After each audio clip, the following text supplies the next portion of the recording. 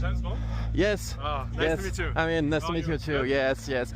Sorry, I'm on a mission right now. Okay, so okay. ma première fois dans une Aston Martin et pas n'importe laquelle, la Vanquish, c'est ça? Quelle année? Exactement, 2025. Voilà, dernier modèle, troisième du. Quel rêve. Merci beaucoup, merci monsieur.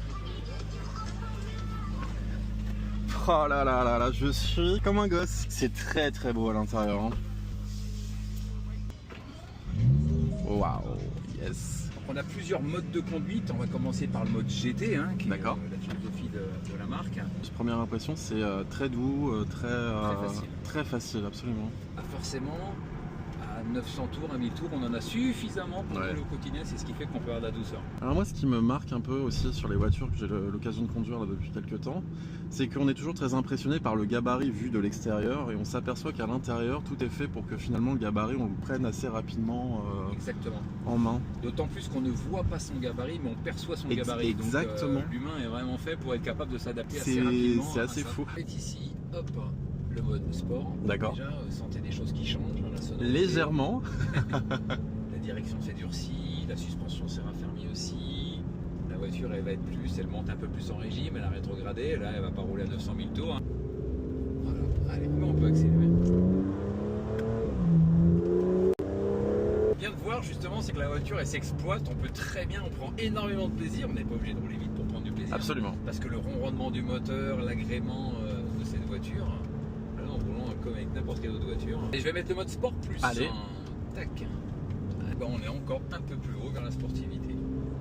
Ah. Ça s'entend, hein. On libère vraiment dans l'échappement encore un petit peu plus au lieu de contraindre à faire le minimum de bruit. Hein. Allez, on y va. Ah, c'est vrai qu'on est déjà à 90. Et voilà, ça y est. C'est fini. Est-ce qu'on a l'impression d'être sur une voiture qui est trop ferme, qui est trop dure en suspension comme on pourrait croire sur une voiture de cette puissance? Non. Pas du tout. Non, vraiment, C'est confort, hein. c'est giga confort.